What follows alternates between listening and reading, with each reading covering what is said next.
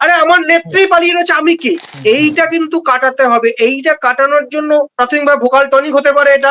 আবার যদি এই মুহূর্তে হাসিনা পৌঁছান ওখানে, যদি যান, তাকে অ্যারেস্ট করা হয়, যদি নিয়ম অনুযায়ী গ্রেফতার করা হয়, তাহলে নয়াদিল্লি এবং ঢাকার সম্পর্ক কিরকম হবে? গণতান্ত্রিক পরিবেশ না ফিরলে ভারতের মতো একটি বৃহত্তম গণতান্ত্রিক দেশের প্রধানমন্ত্রী তিনি কি করে আরেকটি অগণতান্ত্রিক কোট আনকোট শেখ হাসিনার ভাষায় নির্বাচিত প্রধানমন্ত্রীকে শুভেচ্ছা বার্তা দিলেন? কোথায় কোথায় ভুল হয়েছে সেই ভুলগুলোকে পোস্টারিং করা, যে আমাদের এখানে আমরা এত টাকা চুরি করেছি, এত টাকা লুট করেছি।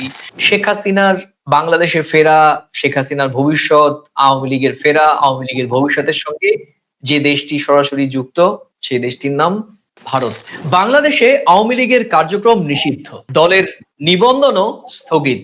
শেখ হাসিনা ভারতের দিল্লিতে, তার বিরুদ্ধে দেশে কঠিন আইনি বলয় তৈরি হয়েছে, বলা ভালো আইনি চাপ। তারপরেও সোশ্যাল মিডিয়ায় ফের পোস্টার, প্রত্যাবর্তন 20 লোডিং। প্রশ্ন একটাই, এটা কি শেখ হাসিনার সত্যিকারের তার নিজের দেশের ফেরার ইঙ্গিত, নাকি বাংলাদেশের রাজনীতিতে হারানো জমি ফেরাতে আওয়ামী লীগের নতুন কোনো আবেগ যুদ্ধ? আরো প্রশ্নটি সোজা করে যদি জিজ্ঞেস করা হয়, তাহলে যে নেত্রী দেশে ফিরলে সরাসরি আইনি জটিলতায় পড়তে পারেন, তার নামে লোডিং পোস্টার আসলে কাকে সাহস দিচ্ছে? জনগণকে, না কর্মীদের, নাকি নিজেই এই পোস্টার সোশ্যাল মিডিয়ায় ছেড়ে সাহস খুঁজছেন এক সময় বাংলাদেশের জননেত্রী? প্রিয় দর্শক, আপনারা দেখছেন প্রথম কলকাতার প্রাসঙ্গিক প্রসঙ্গে আবার ফিরে এসেছি আমি, সুব্রত আচার্য। আর আমার সঙ্গে প্রতিদিনকার মতো আমাদের নিয়মিত অতিথি সিনিয়র সাংবাদিক শীর্ষেন্দু চক্রবর্তী। শীর্ষেন্দু চক্রবর্তী, আপনাকে প্রথম কলকাতা স্ক্রিনে স্বাগত। শীর্ষেন্দু, আপনি কয়েকদিন ধরেই দেখছেন, বিশেষ করে যখন বাংলাদেশে নতুন বিএনপি সরকার ক্ষমতায় এলো, তার আগে দিল্লির সঙ্গে আচমকাই সম্পর্কের পরিণতিটা ঠিক অন্যরকম ভাবে অন্যদিকে মোড় নেয়। ঢাকা দিল্লির সম্পর্ক যেভাবে আমরা দেখেছি ডক্টর ইউনূসের সময় প্রায় তলানিতে গিয়ে ঠেকেছিল, সেটি আস্তে আস্তে ওপরের দিকে উঠতে শুরু করে। তারপর বাংলাদেশে নতুন সরকার এবং অবশ্যই ডক্টর ইউনূসের দেখানো পথেই শেখ হাসিনা বা আওয়ামী লীগ ইস্যুতে এখনো হারছেন তারেক রহমানের সরকার। আর এরই মধ্যে পশ্চিমবঙ্গে ক্ষমতার পালা বদল।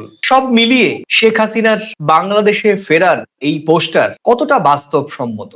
দেখুন, এখানে একটা কথা বলতে হয় যে এই পোস্টার বা এই 17ই মে এটা কিন্তু নতুন নয়।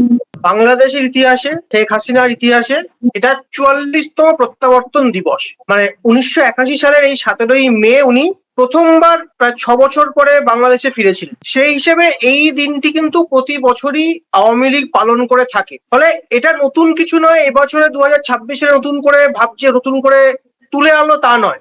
নতুন করে বিষয়টির আরো ব্যাপ্তি হলো যখন, কারণ কিনা তিনি এখন ফের ভারতে রয়েছেন, তিনি দেশচ্যুত, দেশ থেকে তিনি বেরিয়ে গিয়েছেন। হ্যাঁ, এটা ঠিক, এটা নিয়ে অনেক জল্পনা তৈরি হয়েছে। এটা কি, উনি কি সত্যি ফিরছেন? এখনই হয়তো ফিরছেন না, কারণ আজকে সকালেই কয়েকজনের সঙ্গে কথা হচ্ছিল, দিল্লির কয়েকজন সাংবাদিকের সঙ্গে, যারা ইতিমধ্যে শেখ হাসিনা ইন্টারভিউ করেছেন। মানে 17ই মে 2026, তাই তো? 17ই মে 2026-এর সকালেই দিল্লির কয়েকজন ভারতীয় সাংবাদিকের সঙ্গে কথা হচ্ছিল। তারা আজকেই শেখ হাসিনা ইন্টারভিউ করেছেন বা আগামী দিন কাল পরশুর মধ্যে করবেন এমন কয়েকজনের সঙ্গে, যাদের কাছে এই প্রশ্ন ছিল, তারা প্রশ্ন করেছিলেন হাসিনাকে তিনি কি ফিরছেন।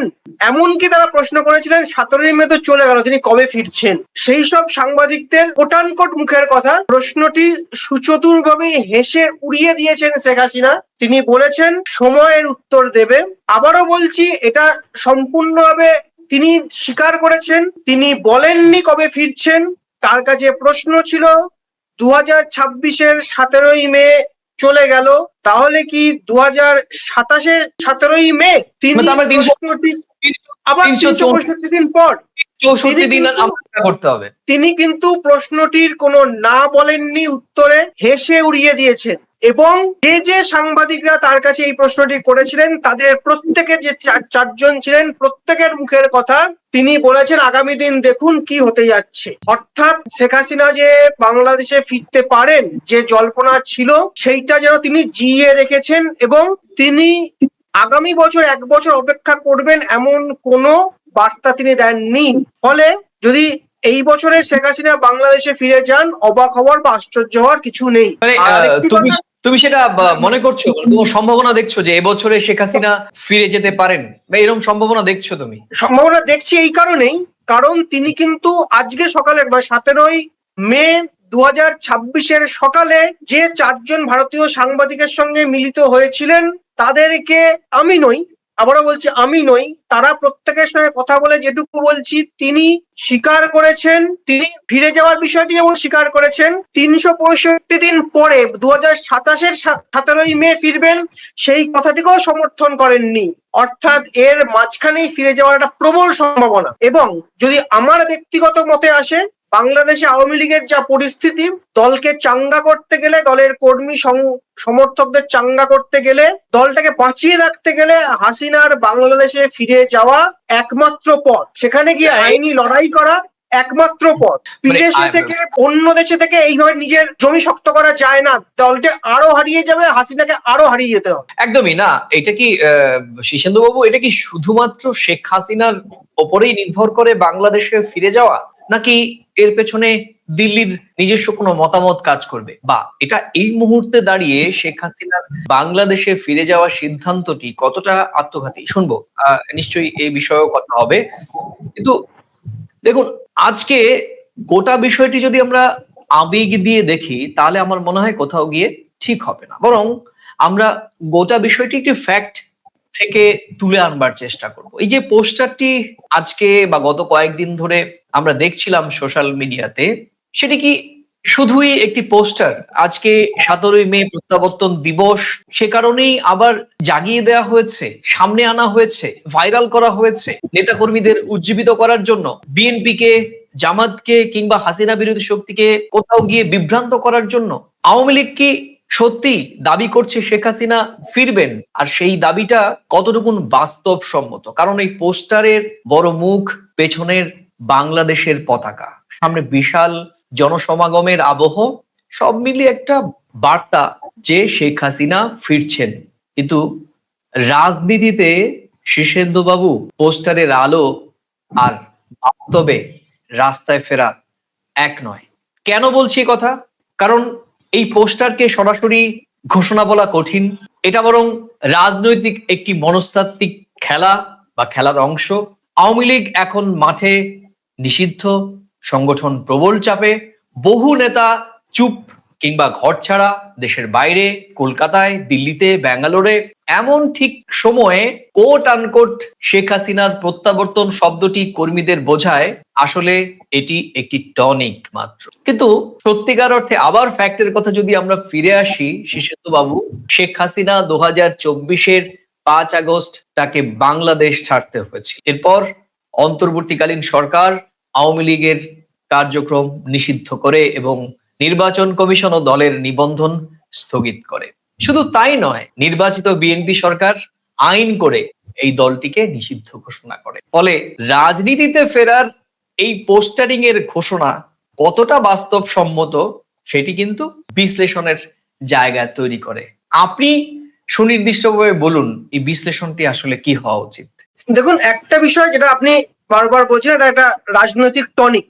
কর্মীদের বা দলের অন্য সমর্থকদের, মাঠ পর্যায়ের নেতাদের যদি চাঙ্গা করতে হয়, যারা প্রকৃত আওয়ামী কর্মী, আপনি সবাই গত কয়েক মাসে, কয়েক বছরে বাংলাদেশে গিয়ে আপনি নিয়মিত যান, আমিও মাঝে মাঝে যাই, যেটুকু দেখেছি, যেটুকু বুঝেছি, প্রকৃত আওয়ামী লীগের নেতা কর্মীরা কিন্তু অসন্তুষ্ট ছিলেন। তাদের উপরে দলের বেশ কিছু কর্মী সংগঠন, কর্মী সমর্থককে চাপিয়ে দেওয়া হয়েছিল জোর করে। এই যারা প্রকৃত নেতা, যারা মার খাচ্ছেন, এখনো সে রাজ্যের, সে দেশে রয়েছেন, সেই কর্মীগুলোকে যদি চাঙ্গা করতে হয়, পুনরায় ফিরিয়ে আনতে হয়, তাহলে এই ভোকাল টনিক এটা দরকার।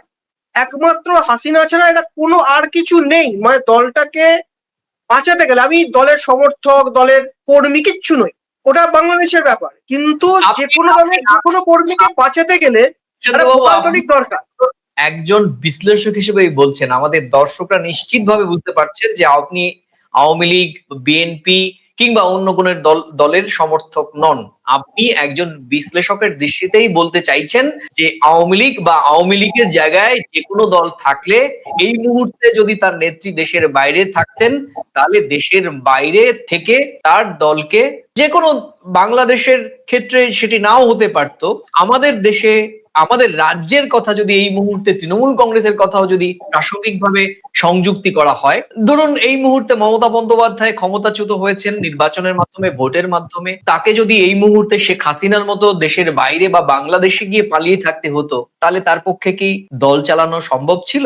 আমি ঠিক এই প্রসঙ্গটাই আসছিলাম, আপনি আমার কথাটা প্রায় নিয়ে নিলেন। যে যখন 4 মে রেজাল্ট বেরোলো, তারপরে 10 তারিখ 12 তারিখের মধ্যে কালীঘাটে তৃণমূল নেত্রী সভা করলেন, দলের কর্মী সংগঠকদের নিয়ে আলোচনা করলেন। অর্থাৎ দলের কর্মীদের চাঙ্গা করার জন্য তিনি মানে প্রধান নেত্রী মমতা বন্দ্যোপাধ্যায়কে নামতে হয়েছে, নেমেছেন এবং চাঙ্গা করেছেন। তার ফল কি হবে আমরা আগামী দিন বুঝতে পারবো। কর্মীদের সমর্থকদের চাঙ্গা করতে গেলে প্রধান নেত্রীকে এটা করতেই হবে, সেই রিস্ক, সেই ভোকাল টনিক নিতেই হবে। বাংলাদেশে এবার যদি বাংলাদেশের প্রসঙ্গে আসি, হাসিনাকেও কিন্তু একইভাবে এই রিস্ক, এই ভোকাল টনিকই নিতে হবে, নিতে হতো। এতদিন তিনি অপেক্ষা করেছেন, সে দেশের পরিস্থিতি, একই সঙ্গে নয়াদিল্লির অবস্থান দুটোই রয়েছে, আমেরিকার অবস্থান সব ছিল, এবং তার দলের এমন কেউ নেই, যেমন তৃণমূল কংগ্রেসের কেউ নেই, মমতা বন্দ্যোপাধ্যায়কেই নামতে হবে, একই রকম ভাবে আওয়ামী লীগের শেখ হাসিনাকেই নামতে হবে, দলটাকে যদি বাঁচাতে হয়। এবং তিনি, তার কাছে দৃষ্টান্ত রয়েছে, বিএনপি যখন কোণঠাসা প্রায় হারিয়ে গিয়েছিল, আজকে যিনি বিএনপির প্রধানমন্ত্রী, তিনি দেশে ছিলেন না, কিন্তু তার মা দেশের মাটি কামড়ে ছিলেন। তার ফল কিন্তু আজকে তার ছেলে, তার বিএনপির সমর্থক, বিএনপির কর্মীরা ভোগ করছেন। আমি আমি এই মাটি কামড়ে থাকার বিষয়টি কিন্তু হাসিনা করেননি। ফলে তাকে, দলকে বাঁচাতে গেলে, সংগঠনকে বাঁচাতে গেলে প্রয়োজনে জেলে যেতে হবে, কিন্তু তাকে ফিরতেই হবে, পরিস্থিতি যা ফিরতেই হতো। আজকে আমাদের হয়তো ভোকাল টনিক মনে হচ্ছে, আজকে হয়তো পোস্টার মনে হচ্ছে, আগামী দিন যদি খুব শীঘ্রই হাসিনা ফিরে যান, এবং সেটা দলের আমরা দেখেছি, দলের ভেতর থেকেই সে আওয়াজ উঠেছে তিনি ফিরে আসুন, আইনি লড়াই করুন, দেশের মাটিতে থেকে করুন। দেশের কর্মীদের মনে এটাই সবচেয়ে বড় ভোকাল টনিক, তিনি দেশ থেকে পালিয়ে গেছেন, নিজে লুকিয়ে রয়েছেন। এইটা কিন্তু খুব নেগেটিভ এফেক্ট করে কর্মীদের মধ্যে। আরে আমার নেত্রী পালিয়ে রয়েছে, আমি কে? এইটা কিন্তু কাটাতে হবে। এইটা কাটানোর জন্য প্রাথমিকভাবে ভোকাল টনিক হতে পারে এটা, এই পোস্টার, এবং আগামী দিন সশরীরে তিনি তার অবস্থান হতে পারে। একদমই যেটা বলছিলেন আপনি, যে দলের অভ্যন্তরীণ থেকে তীব্র চাপ বা কোথাও একটা প্রচ্ছন্ন চাপ দলটির নেত্রী দিল্লিতে থাকা শেখ হাসিনার উপর পড়ছে, এবং তার রেশ এই প্রত্যাবর্তনের যে 2-0 যে পোস্টারটা বেসেছে, তারই একটি অংশ বিশেষ হতে পারে।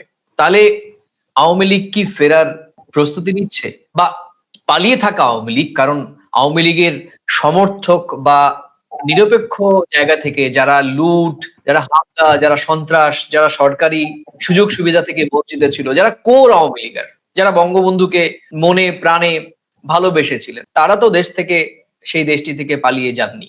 সেটা একটা বড় অংশ সেই দেশে রয়েছে, এবং তারা নিরাপদেই আছেন, তাদের উপর অত্যাচার বা হামলাও হয়নি যতদূর আমার কাছে খবর রয়েছে। দেশটির বাইরে থাকা আওয়ামী লীগ কি ফেরার প্রস্তুতি নিচ্ছে? তাহলে এই প্রশ্নটা যখন এসেছে, তখন কিছু রিপোর্ট বলছে যে আওয়ামী লীগের কিছু স্থানীয় অফিস খুলেছে বাবু, সেখানে দলীয় পতাকাও উঠছে, এবং কোনো কোনো ক্ষেত্রে দল বেশ নাড়াচাড়া দিচ্ছে। তাহলে প্রত্যাবর্তনের আভাস, আপনি যেটা বলছেন যে 364 দিন আমাদের অপেক্ষা করতে হবে, বা তাকে মামলা, হামলা বা যে কোনো আইনি লড়াই বা দ্বন্দ্বের মুখোমুখি হয়ে তার দলকে বাঁচাতে গেলে অবশ্যই দলটির নেত্রীকে ফিরতে হবে। তাহলে চেষ্টা থাকতেই পারে, কিন্তু চেষ্টা আর সক্ষমতা এক জিনিস মনে হয় না সেটা। বাংলাদেশের গণমাধ্যম বিডি নিউজ এবং অবশ্যই দ্য ডিপ্লোম্যাট, এই দুটো গণমাধ্যম থেকে কিছু তথ্য আপনাকে শেয়ার করছি। সেখানে বলা হচ্ছে কিছু এলাকায় আওয়ামী লীগ আবার সংগঠিত হওয়ার চেষ্টা করছে। দলীয় অফিস তাদের দরজা খুলেছে, এবং সেখানে নিয়মিত কিছু সমর্থক সদস্য তারা সেখানে বসছেন। কিন্তু ঠিক এটাকে পূর্ণ রাজনৈতিক প্রত্যাবর্তনও দাবি করা যাচ্ছে না, বাংলাদেশের সেই গণমাধ্যমগুলো পরিষ্কার লিখেছে। কারণ দলের ওপর, অর্থাৎ আওয়ামী লীগের ওপর নিষেধাজ্ঞা এবং নিবন্ধন সমস্যা, সেটি আইনি ভাবে একটা প্রতিবন্ধকতা রয়েছে। তাই সোজা কথা যে দল নড়ছে, কিন্তু দৌড়তে পারছে না। কর্মীরা ফিরছেন, কিন্তু এখনো স্থায়ী মঞ্চ পাচ্ছেন না। পোস্টার উঠেছে, কিন্তু আইন এখনো সেই পোস্টারের সামনে লেপ্টে রয়েছে। কি বলবেন? দেখুন, এ প্রসঙ্গে দুটি কথা বলতে হয়। দুটি বাংলাদেশের দুটি সংবাদ মাধ্যমে দুটি প্রতিবেদনকে সামনে এনেই বলা ভালো। বিবিসি বাংলা 2026 সালের 11ই এপ্রিল একটি প্রতিবেদন প্রকাশিত হয়েছিল যে আওয়ামী লীগের শীর্ষ নেতৃত্ব যে দেশে ফিরে আসে সেই জন্য চাপ দিচ্ছে আওয়ামী লীগের তৃণমূল পর্যায়ের কর্মীরা। আবারও বলছি, 2026-এর 11ই এপ্রিল এই প্রতিবেদনটি বিবিসি প্রকাশ করে। লেখক ছিলেন তাফসির বাবু। দলের আওয়ামী লীগের বেশ কিছু কর্মী সমর্থকের মন্তব্য কোটেশন ব্যবহার করে এই প্রতিবেদনটি বিবিসি প্রকাশ করেছিল। বিভিন্ন জেলার উপজেলার নেতাদের কোটেশন মন্তব্য সেখানে ছিল, যা বলে দিচ্ছে আওয়ামী লীগের তরফ থেকে, আওয়ামী লীগের ভেতর থেকেই দাবি উঠছে শেখ হাসিনা ফিরে আসুন, নালে দল বাঁচানো যাবে না, নালে কর্মী সমর্থকরা আরো মার খাবেন, পরিস্থিতি আরো কঠিন হবে। আবার গতকাল 16ই মে 2026 দৈনিক ইত্তেফাকের একটি প্রতিবেদন বলছে, যদি হাসিনা বাংলাদেশে ফিরে আসেন তাহলে সবার আগে বর্তমান বিএনপি সরকারের বিরুদ্ধে, তারেক রহমানের বিরুদ্ধে আঙুল তুলবে এনসিপি ছাত্র নেতারা। এনসিপি মানেই বলা ভালো জামাতও এই সঙ্গে রয়েছে। অর্থাৎ ইত্তেফাকের এই প্রতিবেদন বুঝিয়ে দিচ্ছে দলের দেশের অভ্যন্তরে কিন্তু ভয়ঙ্কর চাপের মধ্যে পড়তে চলেছেন বর্তমান বিএনপি সরকার। আবার যদি শেখ হাসিনা ফিরে না আসেন, না আসার চেষ্টা করেন, তাহলে দলটি সম্পূর্ণভাবে মুছে যাবে। ফলে একদিকে হাসিনার যেমন চেষ্টা থাকবে যাওয়ার, তাকে কতটা বিএনপি আটকাবে বা আসতে দেবে সেটাও এখন বড় প্রশ্ন। কারণ নিজেদের অস্তিত্ব, কারণ হাসিনা যদি এই মুহূর্তে বাংলাদেশে যান, পৌঁছন এই মুহূর্তে আজকের দিনে 17ই মে, আগামীকাল 18ই মে যদি পৌঁছান, পরিস্থিতি যা একটা ভয়ঙ্কর, মানে রাজনৈতিক অচলাবস্থা, প্রশাসনিক অচলাবস্থা, আইন শৃঙ্খলার অচলাবস্থা তৈরি হতে পারে, যেটা বাংলাদেশের বিএনপি সরকারের সামনে কিন্তু বড় চ্যালেঞ্জ হয়ে উঠবে। ফলে বিএনপি এই মুহূর্তে কতটা চাইবে এটা প্রশ্ন, এটা সন্দেহ। আবার যদি এই মুহূর্তে হাসিনা পৌঁছান ওখানে, যদি যান, তাকে অ্যারেস্ট করা হয়, যদি নিয়ম অনুযায়ী গ্রেফতার করা হয়, তাহলে নয়াদিল্লি এবং ঢাকার সম্পর্ক কিরকম হবে? কেন দুই দেশই, দিল্লি ঢাকা দুই দেশই নতুন করে সম্পর্ক মাপতে চাইছে। ফলে যদি হাসিনাকে ছেড়ে দেয় দিল্লি, ছেড়ে দেয় বলা ভুল, যেতে দেয় দিল্লি এবং যাওয়ার পরে উনি গ্রেফতার হন, দিল্লি কিন্তু প্রথম থেকে একটা অবস্থান ছিল যে আমার কূটনৈতিক তাকে আশ্রয় দেওয়া হয়েছে, তার নিরাপত্তা সুনিশ্চিত করাই আমার দায়িত্ব, দিল্লি প্রথম থেকে বলেছে। ফলে দিল্লি নিশ্চয়ই কূটনৈতিক নিরাপত্তা সুনিশ্চিত করেই হাসিনা গ্রেফতার হবেন, এটা জেনে হাসিনাকে যেতে দেবে না। হাসিনা নিরাপত্তা সুনিশ্চিত ভেবেই হাসিনাকে দিল্লি যেতে দেবে। কিন্তু যাওয়ার পর যদি উনি কোনো সমস্যায় পড়েন, ওনার প্রাণ নাশের কোনো সম্ভাবনা তৈরি হয়, উনি গ্রেফতার হন, সেটা কিন্তু দিল্লির ভয়ঙ্কর বড় কূটনৈতিক ব্যর্থতা হবে। গোটা বিশ্বের সামনে দিল্লির মাথা নত হয়ে যাবে, এটা দিল্লি মেনে নেবে না। এটা যদি হতে হয়, তাহলে দিল্লি ঢাকা সম্পর্ক তলানিতে ঠেকবে। ফলে সামগ্রিক প্রেক্ষিতে হয়তো এই বার্তাই শুধু দেওয়া যে উনি ফিরতে পারেন, এখনই ফিরবেন বলা যায় না। আবার কোট যেটা প্রথমে শুরুতেই বলছিলাম যে হাসিনা 1 বছর অপেক্ষা করবেন, সেটাও হয়তো নয়। সেই সামগ্রিক পরিস্থিতি বিচার করে এই বছর শেষের দিকে বা সামনের বছর হয়তো তিনি ফিরতে পারেন বলে মনে হতে পারে। কিন্তু শীর্ষেন্দু বাবু, গত বছর নভেম্বর মাসে যখন ঢালাও শেখ হাসিনা ভারতের বেশ কয়েকটি শীর্ষস্থানীয় সংবাদ মাধ্যমে ইমেইল মারফত সাক্ষাৎকার দিয়েছিলেন, তখন আপনার মনে আছে শেখ হাসিনা তখন নিজে তার কিছু অবস্থান পরিষ্কার করেছিলেন বাংলাদেশে ফেরার। কি সে অবস্থান? তিনি শর্ত দিয়েছিলেন। ভারতীয় সংবাদ মাধ্যমে প্রকাশিত সেই সাক্ষাৎকার বলছে, শেখ হাসিনা বলছিলেন বাংলাদেশে অংশগ্রহণমূলক গণতন্ত্র ফিরতে হবে, আওয়ামী লীগের ওপর নিষেধাজ্ঞা উঠতে হবে, অবাধ অন্তর্ভুক্তিমূলক নির্বাচন নিশ্চিত করতে হবে, তবেই তিনি বাংলাদেশে ফিরতে পারেন। এখানে সুনির্দিষ্টভাবে কিছু বিশেষণকে আমরা সামনের দিকে তুলে আনতে পারি। সেটি কি?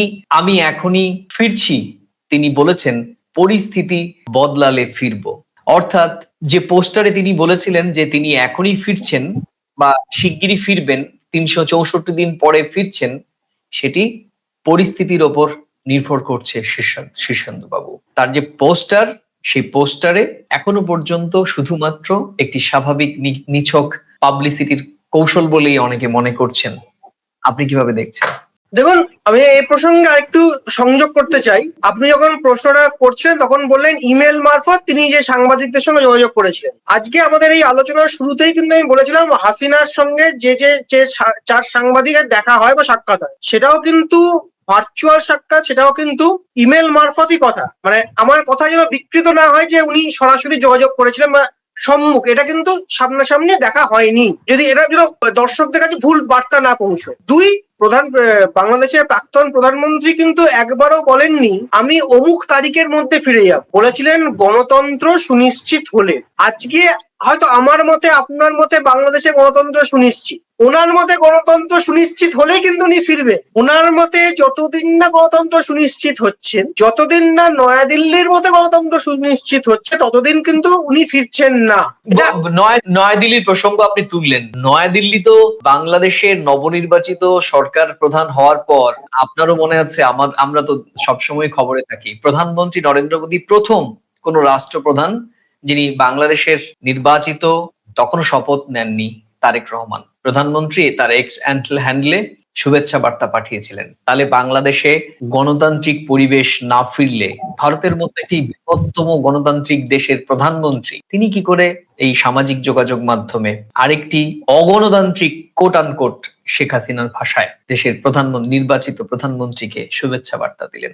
দেখুন, বিষয়গুলো ভীষণ সাংঘর্ষিক। এটি ব্যক্তিগত দৃষ্টিভঙ্গির ওপরেই নির্ভর করে। কেন বলছি? কিছুক্ষণ আগে আমরা আলোচনা করছিলাম যে তারেক রহমান লন্ডনে ছিলেন 17 বছর, কিন্তু বেগম খালেদা জিয়া প্রয়াত 3বারের প্রধানমন্ত্রী খালেদা জিয়া তখন মাটি কামড়ে নয়, তিনি লড়েছিলেন তার দল, লড়েছিলেন তার দেশ, লড়েছিলেন তার বাংলাদেশের জাতীয়তাবাদী বোধ, লড়েছিলেন আইনের শাসন, গণতান্ত্রিক বাংলাদেশকে ফিরিয়ে আনার।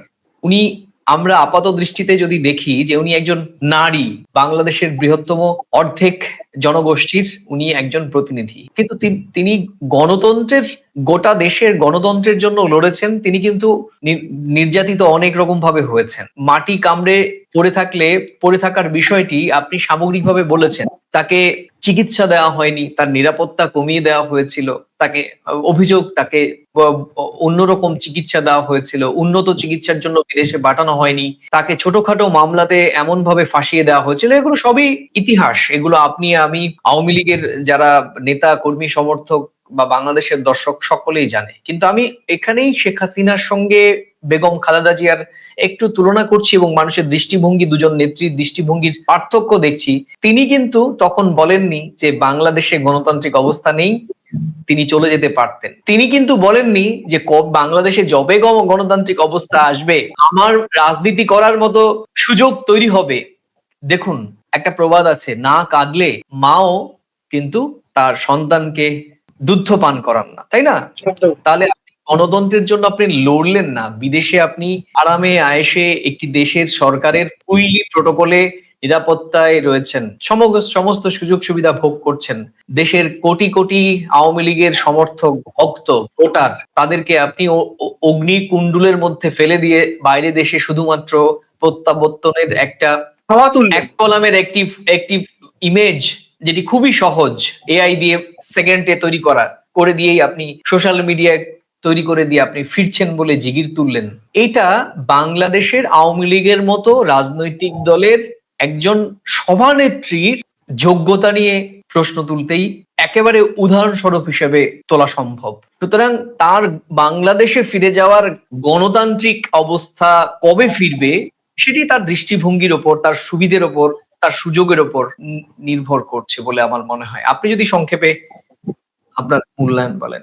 দেখুন, এটা তো অবশ্যই ঠিক যে উনি এতদিন কেন বাংলাদেশের বাইরে ছিলেন, এই প্রশ্ন তো সে দেশের, আমাদের অন্য করে বাইরের লোকদের বলার প্রয়োজন মনে হয় না। এটা তো বাংলাদেশের সাধারণ মানুষ থেকে আওয়ামী লীগের সাধারণ কর্মীরাই, মাঠ পর্যায়ের অতি সাধারণ কর্মীরাই যে প্রশ্ন তুলছেন যে উনি বাইরে রয়েছেন কেন।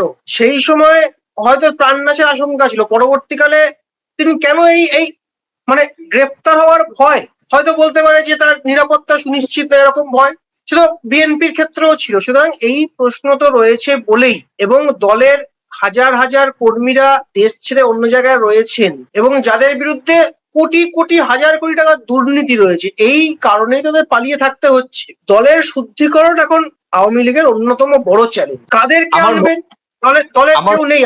আমার মনে হচ্ছে কি শীর্ষেন্দু বাবু, আমার মনে হচ্ছে যে আওয়ামী লীগের শীর্ষ নেতৃত্ব, বিশেষ করে প্রাক্তন প্রধানমন্ত্রী শেখ হাসিনার সবচেয়ে বড় কাজ কি হওয়া উচিত ছিল এই মুহূর্তে, আত্ম উপলব্ধি, আত্মসংশোধন, এবং 15 বছর তারা যে ক্ষমতায় ছিলেন কোথায় কোথায় ভুল হয়েছে সেই ভুলগুলোকে পোস্টারিং করা, যে আমাদের এখানে আমরা এত টাকা চুরি করেছি, এত টাকা লুট করেছি, আমরা গণতান্ত্রিকভাবে সংবাদ মাধ্যমের কণ্ঠ চেপে ধরেছি, আমরা রাজনৈতিক দলগুলোকে রাজনীতি করতে দেইনি, আমরা একক দলীয় শাসন ব্যবস্থা কায়েম করেছি, আমরা রাষ্ট্রীয় যন্ত্রকে ব্যবহার করে আমরা অন্য রাজনৈতিক কাঠামো ভেঙেছি, দেশে আমাদের মতো একটা একনায়তন্ত্র বাংলাদেশে আমরা একটা শাসন ব্যবস্থা তৈরি করেছিলাম। এগুলো বললে আমার মনে হচ্ছে অনেক বেশি ভ্যালুয়েবল হতো। মানে আমার আজকের এই আলোচনার বিষয়ে আমার এটা মনে হচ্ছে, আমার ব্যক্তিগত মূল্যায়ন এটি, অবশ্যই অনেকে হয়তো আমার এই মূল্যায়নের সঙ্গে একমত নাও হতে পারেন, কিন্তু আবার এটাও ঠিক যে আজকে যে প্রত্যাবর্তনের স্লোগান বা পোস্টারিং নিয়ে আমরা কথা বলছি, সেই ফেরা এটাই প্রথম নয় যেটি আপনি শুরু করেছিলেন, তাই না? এটা প্রথম নয়। 2026-এর আগে আমরা যদি একটু ফ্ল্যাশব্যাকে যাই, তাহলে 1981 সালে শেখ হাসিনা দেশে ফিরে আওয়ামী লীগের নেতৃত্ব দিতে শুরু করেছিলেন, কিন্তু তখন তিনি ছিলেন এক রাজনৈতিক উত্তরাধিকারী। পরে 1996 সালে ক্ষমতায় আসেন। 2008 সালের পর দীর্ঘ সময় বাংলাদেশে শাসন করেছেন। কোট আনকোট সেই শাসন ব্যবস্থা নিয়ে রয়েছে বিস্তর অভিযোগ। তাই আওয়ামী লীগের স্মৃতিতে হাসিনার ফেরা মানেই বরাবরই নতুন অধ্যায়ের সূচনা। কিন্তু 2026-এর বাস্তবতা আর 1991-এর বাস্তবতা কি এক নয়? তখন তিনি বাইরে থেকে ফিরে দলকে সংগঠিত করেছিলেন, আর এখন তিনি ক্ষমতাচ্যুত হয়ে দেশের বাইরে দিল্লিতে অবস্থান করছেন। তখন আওয়ামী লীগ মাঠে ছিল, আর এখন দলটির কার্যক্রমই নিষিদ্ধ। তখন তিনি ভবিষ্যৎ ছিলেন, এখন তার নামের সঙ্গে পুরনো শাসন ব্যবস্থা, জনরোষ, বিচার প্রক্রিয়া সবটাই অঙ্গাঅঙ্গি ভাবে জড়িত। তাই প্রত্যাবর্তন 2.0 শুনতে সিনেমার নামের মতো লাগলেও বাস্তবে এই স্ক্রিপ্টটা বড্ড কঠিন। কি বলবেন খুব সংক্ষেপে? হ্যাঁ, অবশ্যই এটা যেটা আপনি বলছিলেন যে এই বিষয়টা বড্ড কঠিন, কিন্তু যদি মানে হাসিনা এবং তার দল বলে যে সাঙ্গপাঙ্গ যারা তার চারপাশে ছিলেন, যারা প্রায় 15 বছর বাংলাদেশকে শোষণ করেছে, বাংলাদেশের মানুষকে নির্যাতন করেছে, মানে অভিযোগ যাদের বিরুদ্ধে, তাদের বাদ দিয়ে যদি আওয়ামী লীগের তো একটা ইতিহাস রয়েছে, এই ইতিহাসটাকে বাঁচাতে হয়, মানে এখন হাসিনা পরবর্তী কে ধরবেন এই হাল, এটা দলের ক্ষেত্রে বড় চ্যালেঞ্জ। কেউ নেই। যে ছেলে জয়, সে বলে দিয়েছে আমি দলের মানে কোন রাজনীতি হতে আমি আসবো না। একমাত্র হাসিনার কাছেই একমাত্র উপায় নিজের অস্তিত্ব বাঁচিয়ে রেখে, দেখুন যার বাবা দেশের জন্য প্রাণ দিয়েছেন, যার বাবার বঙ্গবন্ধু এখনো মানুষ স্মরণ করেন, তার মেয়েকে এইভাবে হারিয়ে যেতে হবে, এটা বোধহয় মানে বাংলাদেশের ইতিহাসে অন্যতম কলঙ্কজনক ঘটনা। তার মেয়ের বিরুদ্ধে এতগুলো অভিযোগ, আমি সেটাই বলছিলাম 2026 আর 1981 সাল একেবারে ভিন্ন প্রেক্ষাপট। সোজাভাবে বলে দেয়াটাই বেটার। কেন 2026-এ শেখ হাসিনা বা তার সরকার বা তার দলের বিষয়টি পরীক্ষিত, একদম। আর 1981 সালে তাকে নিয়ে বাংলাদেশের মানুষের মধ্যে প্রশ্ন ছিল না, তার শাসন ব্যবস্থা আবেগ ছিল, অনেক আবেগ ছিল। 1971 আর 1981 10 বছর, মানে স্বাধীনতার 10 বছরের মধ্যে তাদের সময়টি ছিল পিক আওয়ার। বঙ্গবন্ধুর ইমেজ যখন 75-এ বঙ্গবন্ধুকে তার সপরিবারে মারা হলো, তারপর দেশের মধ্যে বিভাজিত ইমেজ থাকলেও একটি বড় সংখ্যক ইমেজ কিন্তু শেখ হাসিনার পক্ষেই ছিল। সেখানে তার নেতৃত্বের রাস্তা তৈরি করা ছিল, তিনি সেই রাস্তার উপর দাঁড়িয়ে হেঁটেছেন। কিন্তু আজকের প্রেক্ষাপট শেখ হাসিনার অনৈতিক সরকার পরিচালনা, অগণতান্ত্রিক ভাবে তার সরকার, দুর্নীতির বিষবৃক্ষ, গণতান্ত্রিক ব্যবস্থা, বাংলাদেশের গণতান্ত্রিক প্রতিষ্ঠানগুলোকে, আইনি কাঠামোগুলোকে, প্রশাসনিক কাঠামোগুলোকে তছনছ করে দেয়া, সবই শেখ হাসিনার সময় হয়েছে। আমাকে যারা সমালোচনা করেন অনেকে বলেন যে আমি কট্টর আওয়ামী লীগ বিরোধী। বুকে হাত দিয়ে বলুন তো, আজকে যদি আওয়ামী লীগ বিএনপিকে তখন রাজনীতি করার সুযোগ দিত, কিংবা জামাতকেও যদি রাজনীতি করার সুযোগ জামাত পেত, তবে আজকে এই আওয়ামী লীগকে দেশ ছাড়া হতে হতো? আজকে 2024-এর 5 আগস্ট হতো, ক্ষমতার পালাবদল হতো, আওয়ামী লীগ 5 বছর বিএনপি 5 বছর কখনো জামাতের সঙ্গে অ্যালায়েন্স থাকতো, কখনো বিএনপির সঙ্গে অ্যালায়েন্স থাকতো, কখনো একদম সঙ্গে অ্যালায়েন্স থাকতো। বাংলাদেশ একটা গণতান্ত্রিক কাঠামোর ওপর শাসন ব্যবস্থা একদম শুধু দলীয় অদল বদল হতো, কিন্তু বাংলাদেশ একটা গভীর অনিশ্চয়তার দিকে, একটা অন্ধকারের দিকে চলে যেত। অনেকে বলবেন যে কেন বলছেন আজকে তারেক রহমানের সরকার দেশ চালাচ্ছেন। অবশ্যই বলবো যে তিনি দেশ চালাচ্ছেন, কিন্তু সরকার যারা চালাচ্ছেন তারা বেমালুম টের পাচ্ছেন যে সরকারে তারা বসেছেন, যে অবস্থায় তারা বসেছেন, কিভাবে সরকারটি চলছে। মানে কাঁটার মুকুটের উপর বসেছেন। নিঃসন্দেহে এই ব্যবস্থার জন্য আজকে সরাসরি যে ব্যক্তিটি দায়ী, সেই ব্যক্তিটি নাম শেখ হাসিনা। একদম বাংলাদেশ উন্নয়ন হয়েছে, দৃশ্যমান উন্নয়ন হয়েছে, পদ্মা সেতু হয়েছে, বাংলাদেশের মেট্রো রেল হয়েছে, ঢাকায় চট্টগ্রামে ভূয়সী উন্নয়ন হয়েছে, ভারত বাংলাদেশের মধ্যে সম্পর্কের অনেক উন্নয়ন হয়েছে, ব্যবসা বাণিজ্য বেড়েছে, এগুলো দৃশ্যমান। কিন্তু যেটা হয়নি, যেটা হওয়ার প্রয়োজন ছিল, সেটি বাংলাদেশের গণতান্ত্রিক ব্যবস্থার উন্নয়ন, শিক্ষা ব্যবস্থার উন্নয়ন, স্বাস্থ্য ব্যবস্থার উন্নয়ন, জবাবদিহিতার উন্নয়ন, বিচার ব্যবস্থার উন্নয়ন, প্রশাসনিক উন্নয়ন। সেগুলো কি হয়েছে আপনারাই বলবেন প্রিয় দর্শক। আপনারা দেখছেন প্রথম কলকাতায় আবার ফিরে এসেছি আমি, সুব্রত আচার্য, এবং আমার সঙ্গে প্রতিদিনকার মতো একজন বিশ্লেষক থাকবেন, আমাদের বিশিষ্ট সাংবাদিক শীর্ষেন্দু চক্রবর্তী রয়েছেন আমাদের সঙ্গে। আপনাদের এই মূল্যায়ন, আপনাদের এই বিশ্লেষণ, কোন অংশের সঙ্গে আপনি সহমত কিংবা কোন অংশের সঙ্গে আপনি ভিন্নমত, গণতান্ত্রিক ব্যবস্থায় সেই অধিকারও আপনাদের বিদ্যমান রয়েছে। আমরা বরাবরই চাই সরাসরি আমাদের সমালোচনা করুন, অবশ্যই গঠনমূলক। কোন অংশের সঙ্গে আপনি সহমত নন, সেটি আপনি 3, 4, 5, 10 লাইনেও আপনি লিখে জানাতে পারেন। পরবর্তীতে নিশ্চয়ই আমাদের ভুল আপনাদের দেখানো পথ থেকে শিখে আমরা আবার সঠিকটা আপনাদের সামনে তুলে ধরবো। শীর্ষেন্দু বাবু, একটা জিনিস আমার মনে হচ্ছে বলা এখানে খুবই প্রাসঙ্গিক বিষয়, ভারত ফ্যাক্টর। আপনিও বলছিলেন, আমিও জানি, দর্শকরাও জানে যে শেখ হাসিনার বাংলাদেশে ফেরা, শেখ হাসিনার ভবিষ্যৎ, আওয়ামী লীগের ফেরা, আওয়ামী লীগের ভবিষ্যতের সঙ্গে যে দেশটি সরাসরি যুক্ত, সেই দেশটির নাম ভারত। তাহলে ভারতের ভূমিকা এখানে কতটা গুরুত্বপূর্ণ? দেখুন, যদি আমাকে আপনি জিজ্ঞেস করেন বা দর্শকরা আমার এই কথার পর আমার মুখ থেকে জানতে চান, তাহলে আমি বলবো অত্যন্ত গুরুত্বপূর্ণ। এখানে ইতিবাচক নেতিবাচক দুটোই আছে। শেখ হাসিনা এখন ভারতে রয়েছেন, বাংলাদেশ তাকে ফেরাতে চাইলে ভারতকে শুধু রাজনীতি নয়, বরং আইন, কূটনীতি, আঞ্চলিক স্থিতি, এই সব কিছুর হিসেব কষতে হবে, যেটি আপনিও বলছিলেন। ভারত জানে শেখ হাসিনা প্রশ্নে দ্রুত সিদ্ধান্ত নিলে ঢাকা দিল্লি সম্পর্কে তার প্রভাব হতে পারে সেটি ইতিবাচক, হতে পারে সেটি নেতিবাচক। আমরা অতীতে দেখেছি, বিশেষ করে 2024-এর পর ঢাকা দিল্লি সম্পর্ক কতটা তলানিতে গিয়ে ঠেকেছিল। তাই ভারতের কাছে প্রশ্নটা শুধু সাবেক প্রধানমন্ত্রীকে ফেরানো, সেই ইস্যুটি একেবারেই নয়, বরং প্রশ্নটা হচ্ছে বাংলাদেশের নতুন ক্ষমতার কাঠামোর সঙ্গে সম্পর্ক রেখে পুরনো মিত্র কিভাবে সামলানো যায়।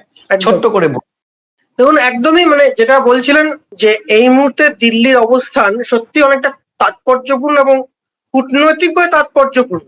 কারণ যেটা ভারতের বা দিল্লির ঐতিহ্য, যে কোনোদিন তারা অতিথিকে তাড়িয়ে দেয় না। অতিথিকে, এখানে ভারত দলাই লামাও রয়েছেন, শেখ হাসিনাও রয়েছে, এবং কূটনৈতিক আশ্রয়দাতার জীবন এবং তার প্রাণ সবকিছুই, তার নিরাপত্তা সুনিশ্চিত করাও ভারতের কূটনীতির একটি অন্যতম অঙ্গ।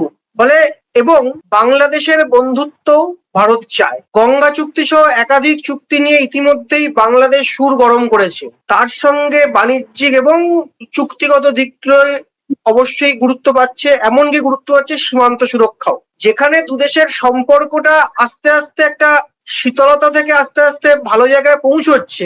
সেখানে নয়াদিল্লি কখনোই চাইবে না কোনো ব্যক্তি বিশেষকে কেন্দ্র করে দিল্লি ঢাকা সম্পর্ক আবার নতুন করে খারাপের দিকে যাক। যেখানে কিন্তু বিএনপি এবং নয়াদিল্লি, বা বিএনপি এবং বিজেপি বলা ভালো, বারবার স্পষ্ট করেছে কোনো ব্যক্তি বিশেষ নয়, দুই দেশের মানুষ, দুই দেশের কূটনীতি, দুই দেশের বিদেশ নীতি সম্পূর্ণভাবে নির্ভর করবে দুই দেশের কথা ভেবে। কোনো ব্যক্তি বিশেষ, কোনো দল বিশেষে পরিচালিত হবে না। আবার বলছি, যেটা আগে ছিল, যেটা 4 বছর আগে ছিল, সেখান থেকে কিন্তু দিল্লির অবস্থান সম্পূর্ণ পাল্টে গিয়েছে। সেখানে আওয়ামী লীগ বা আওয়ামী লীগের নেত্রী হাসিনা বাংলাদেশ চলে যাবেন, প্রত্যাবর্তন হবে, এবং দুই দেশের সম্পর্ক খারাপ হবে, সেটা নয়াদিল্লি কোনোভাবেই মেনে নেবে না। এবং মেনে নেবে না বলেই বোধহয় ইতিমধ্যেই আওয়ামী লীগের কাছে বার্তা রয়েছে, আপনি বা হাসিনার কাছে বার্তা রয়েছে, আপনি সরাসরি বিএনপির বিরুদ্ধে, তারেক রহমান সরকারের বিরুদ্ধে কোনো মন্তব্য করবেন না। নয়াদিল্লির এমন কোনো মন্তব্য ছাড়া, এমন কোনো নির্দেশিকা ছাড়া আওয়ামী লীগ চুপ করে বসে রয়েছেন বা হাসিনা বিএনপি সরকারের বিরুদ্ধে মন্তব্য করছেন না, এটা বোধহয় অতি বড় আওয়ামী সমর্থকও স্বীকার করবেন না। রকেট সায়েন্স পড়তে হবে না এই বিষয়টি। রকেট সায়েন্স পড়তে হবে এটা, মানে এই বিষয়টি যখন ডক্টর ইউনূসের সরকারের সময় শেখ হাসিনা বা তার দলের নেতা কর্মীরা যেভাবে স্পিকি ছিলেন, আমরা একটি প্রচলিত ভাষায় বলি স্পিকি, মানে এটা টকেটিভও বলা যায় আর কি, মানে ইংরেজিতে খুব সাবলীল একটি শব্দ। সেটি কিন্তু দেখছি না কলকাতায় কোনো গণমাধ্যমে। লুকিয়ে থাকা, পালিয়ে থাকা কলকাতায় কোনো আওয়ামী লীগের নেতা কর্মী তাদের কিন্তু এখনো পর্যন্ত কোনো ধরনের কোনো স্টেটমেন্ট আমরা দেখিনি, মানে কলকাতার গণমাধ্যমে। একমাত্র কলকাতার গণমাধ্যমেই কয়েকজন আওয়ামী লীগের নেতার কোট করে খবর করেছেন। দিল্লির গণমাধ্যম কখনোই খুব একটা শেখ হাসিনা ছাড়া ওই পাতি আওয়ামী লীগের নেতাদেরকে কখনোই প্রাধান্য দেয়নি, এবং সেটাই খুব স্বাভাবিক, সেটাই হওয়া উচিত। তো এটা একটা বড় বিষয়। আরেকটি বিষয় যেটি আপনি বলছিলেন যে গঙ্গা চুক্তির বিষয়, প্রিয় দর্শক, এই গঙ্গা চুক্তির বিষয়ে আমরা আলোচনা করব। গঙ্গা চুক্তি, বাংলাদেশের সঙ্গে গঙ্গার জল বন্টন চুক্তি, বা বাংলাদেশের ভাষায় গঙ্গার পানি বন্টন চুক্তি, নবায়ন, তিস্তার ভবিষ্যৎ, এবং এই 54টি অভিন্ন নদীর জলের বা আপনাদের ভাষায় পানির হিস্সা, সেগুলো, সীমান্ত নিরাপত্তার ক্ষেত্রে সম্প্রতি আমাদের রাজ্যের মুখ্যমন্ত্রী শুভেন্দু অধিকারীর তার যে সিদ্ধান্ত, সেই সিদ্ধান্ত নিয়ে দুই দেশের মিডিয়ার মধ্যে একটি তুমুল একটা চর্চা শুরু হয়েছে। সোশ্যাল মিডিয়ায় নানা ধরনের কথাবার্তা হচ্ছে। এই সমস্ত বিষয় নিয়ে আমরা আমাদের পরবর্তী আলোচনা করব, দেখার আমন্ত্রণ রইল। শীর্ষেন্দু বাবু, আপনাকে অনেক ধন্যবাদ। আপনি আমাদের সঙ্গে এত সময় জুড়ে ছিলেন, এবং আমরা আশা করব আমরা আবার নতুন করে পারস্পরিক স্ক্রিন শেয়ার করতে পারবো, এবং ভারত বাংলাদেশের সম্পর্ক, যেটি আমরা 2018 থেকে শুরু করেছি, এই দুই দেশের সম্পর্ক নিয়ে প্রথম কলকাতার কাজ। সরকারে যে দলই আসুক, সরকারি চলবে, চেয়ারটি শুধু রাজনৈতিক দৃষ্টিভঙ্গি পাল্টাবে, কিন্তু দেশের মানুষের সম্পর্ক পাল্টাবে না।